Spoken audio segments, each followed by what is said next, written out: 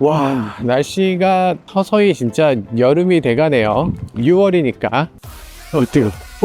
뜨거. 뜨거. 썬루프 누가 열어놨어?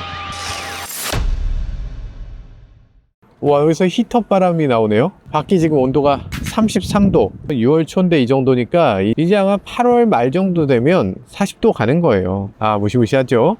이렇게 더운 날엔 외기를 받아들이는 게 좋을까? 실내 공기를 받아들이는 게 좋을까? 실내 온도를 받아들이는 게 낫지 않을까? 실내가 나을까요? 어떻게 더 찬지 한번 해보자. 자, 이 상태랑 어떻게 더 차요? 그러니까 손이 땀이 나가지고. 잘 모르겠죠. 네. 잘 모르겠어요. 그러니까 이게 여름철에 어떻게 해야 된다 이런 얘기들 많이 있는데 대부분의 말은 의미 없어요. 특히 이제 외기 유입이 더 시원하냐 실내가 더 시원하냐 이것도 명확하게 알기 어려운데 저는 그냥 이 내기 순환이 더 나은 것 같더라고요. 왜냐면 밖에서 들어오는 공기는 바깥의 공기를 섞어요. 그러니까 정말 바깥이 너무 시원해. 주행하는 것만으로도 그냥 찬바람이 들어오는 정도야.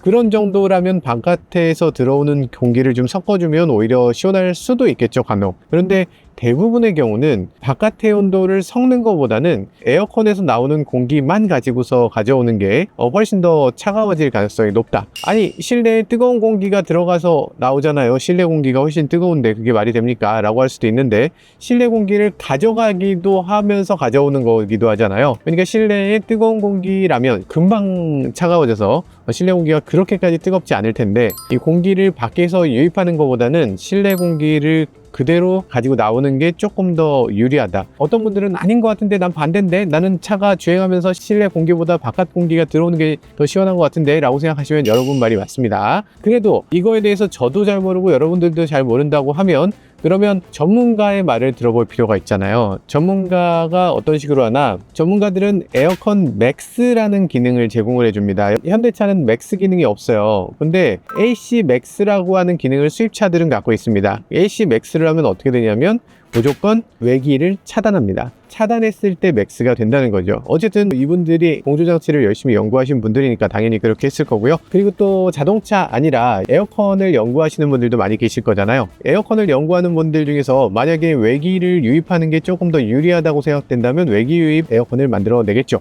근데 여러분들 아시겠지만 실외기에서부터 공기를 끌어가는 에어컨은 없습니다. 큰 에어컨, 작은 에어컨 할 것 없이 전 모든 업계의 모든 에어컨 중에서 어떤 에어컨도 외기를 유입하진 않아요. 외기를 섞어버리면 오히려 온도가 덜 떨어진다 라고 보시는 게 맞을 것 같습니다. 자, 그럼에도 불구하고 여름철에 정말 시원하게 하기 위해서만 노력해서는 안 되겠죠. 당연히 외기로 바꿔줘야 됩니다. 왜냐하면 실내는 이산화탄소가 계속 차기 때문에 어느 정도냐면 저희는 아이오닉 9이니까 어느 정도 괜찮지만 여러분들이 만약에 아반떼라든지 준중형 승용차를 타신다면 그럼 사람이 3명이 타고 있으면 이산화탄소 농도가 금방 1000이 넘어가요. 그래서 이산화탄소 농도를 낮추기 위해서 외기 유입을 꼭 해주셔야 됩니다. 그렇지 않으면 운전할 때 피곤해지고 졸려지고 그렇기 때문에 환기를 자주 해주시는 게 중요하다 라는 생각이 들고요. 그리고 뭐 당연히 썬팅 얘기는 여러 번 드렸지만 썬팅도 여러분들한테 굉장히 중요한 요소입니다. 썬팅 창문을 딱 만졌을 때 괜찮은데? 이런 느낌이죠.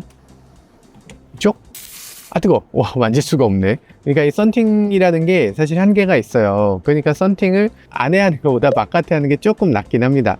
왜 안에다 하면 문제냐면 썬팅 지 자체가 뜨거워져요. 차단한 게 결국에는 자기가 흡수하면서 차단을 하기 때문에 그 열을 이 썬팅지가 직접 머금고 있게 됩니다. 그럼 그 열을 머금었던 게 어떻게 되냐면 적외선 형태로 다시 내려오게 돼요. 그러면 뜨거워지죠. 물론 직사광선에서 적외선은 많이 차단하기 때문에 적외선이 직접적으로 들어오는 건 막아줄 수 있지만 이 열이 복사열이 있잖아요. 복사열로 인해서 실내가 더워질 수 있죠. 그리고 이 안에 대류도 일어납니다. 여기가 뜨겁다면 결국에 대류를 통해서 우리에게 열이 전달되게 돼요. 그래서 결국에는 열평형이 일어나게 된다. 유리가 뜨겁다면 실내도 결국에 그 온도까지 올라가게 됩니다. 자, 어쨌든 그런 상황이기 때문에 테슬라 같은 경우는 천장의 바깥면에 코팅을 한 거예요. 반사 코팅이 되어 있기 때문에 열의 상당수를 밖으로 튕겨내게 되고 그렇기 때문에 열이 지나치게 뜨거워지는 걸 어느 정도는 막아줄 수 있습니다. 현대차는 그렇게 되어 있진 않죠. 그래서 지금 일단은 덮어놓도록 하겠습니다. 그리고 여러분들이 꼭 기억하셔야 되는 거 하나 있습니다. 에어컨에서 냄새가 나요. 에어컨에서 뭐 찌른내 나요. 뭐 이러면서 얘기 많이 하시잖아요. 그런데 그게 언제 냄새가 납니까? 보통은 겨울을 지나고 다시 봄이 됐을 때 에어컨을 처음 켜면 그때 냄새가 납니다. 그죠? 여름철에 한창 쓸 때는 냄새 별로 안 나. 왜 그럴까? 기분 탓일까? 아닙니다. 그때만 냄새가 나기 때문이에요. 에어컨이 오랫동안 사용되지 않으면 에어컨이 식혀져 내려가지 않았잖아요. 그 안에 곰팡이도 쓸고 여러 가지 문제가 되는데 그 곰팡이를 그냥 말리는 것이 능사가 아닙니다. 이 곰팡이를 씻어내는 게 중요한데 씻어내는 건 어떻게 하느냐? 물로 씻는 겁니다. 차가운 물로.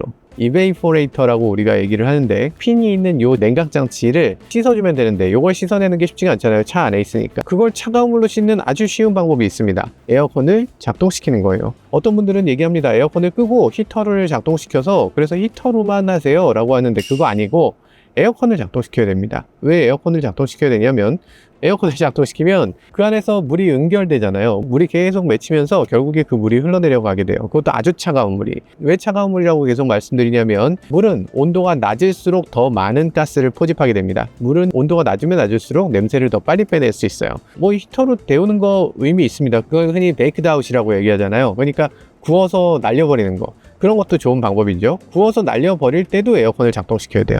에어컨을 작동시키고 온도를 높여도 뜨거운 바람이 나옵니다. 이렇게 뜨거운 바람을 올리면 따뜻한 바람이 나와요. 그러니까 구워서 날리든지 뭐 어떤 방법을 쓰든 간에 에어컨을 꼭 작동시켜야 이 에어컨 내부에 이 핀을 정말 많은 물로 이렇게 씻어내리는 효과가 있어요. 그러니까 냄새가 나면 냄새 나서 안 틀어요 이렇게 하지 마시고 냄새 날수록 더 틀어야 돼. 냄새가 나는 걸 더 틀면 그 안에 뭐 곰팡이라든지 먼지라든지 등등등이 있는데 그걸 물로 씻어낼 수 있는 효과가 있기 때문에 일단은 에어컨을 잔뜩 틀어야 돼요. 적어도 몇 시간 이상은 계속 틀어놓는다 라고 생각하고 에어컨을 최대한 작동시켜서 최대한 틀어주는 거, 이게 중요하다.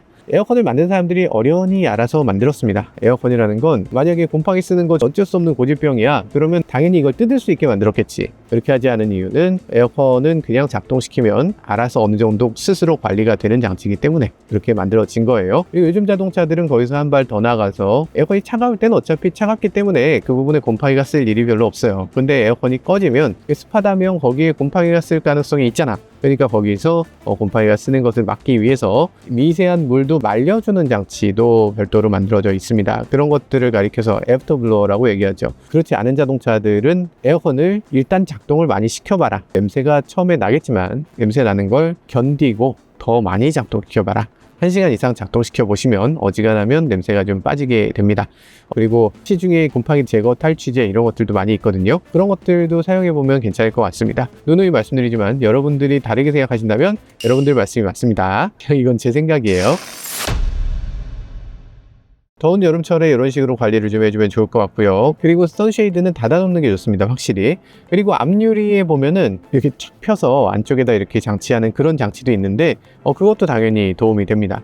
그리고 그것보다 더 도움이 되는 건 차체 바깥쪽으로 감싸면 그거는 안에서 이렇게 펴서 막는 것보다 더 도움이 된다. 정말 떼약볕에 나는 꼭 세워야 되는 사람이라면 그런 것들 하나 정도는 갖고 계시는 것도 좋은 방법일 것 같아요. 안쪽에 있으면 문제되는 게 아까 말씀드렸다시피 결국엔 열이 안쪽으로 들어오게 돼 있어요. 그렇기 때문에 차량막이 바깥에 있는 게 훨씬 유리하다. 바깥에 있으면 주변의 바람과도 좀 왔다 갔다 하면서 그 자체의 온도를 낮춰줄 수 있는 역할을 하기 때문에 바깥쪽에 설치하는 형태가 훨씬 더 시원하다라고 말씀드리고 싶고요. 바깥에 있으면 누가 훔쳐가지 않을까요? 하는데 그게 어떤 식으로 구성이 되어 있냐면 바깥쪽에 막을 치고 가운데 이렇게 연결하게 돼 있어요. 그래서 누가 훔쳐가지는 못하게 돼 있습니다. 이론적으로는. 아이고 그래도 나는 훔쳐갈래요. 좀 훔쳐가겠지. 제가 사실 오늘 온 이유는 이것 때문이 아닌데 다른 얘기를 하기에는 이미 시간이 너무 많이 흘렀어. 지금 몇 분 찍었죠?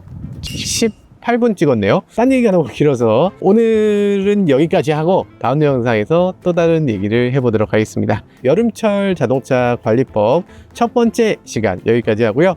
두 번째 시간 계속 이어질 테니까 댓글로 혹시 여름철에 난 이걸 꼭 보여줬으면 좋겠어요 라고 하는 거 있으면 댓글로 남겨주시면 좋겠습니다. 지금까지 저는 모카 김한용이었습니다. 감사합니다. 차의 이야기 세상은 넓어 차들은 달려가지 하나 둘씩 펼쳐지는 차의 모험 바퀴 아래 세상은 무궁무진해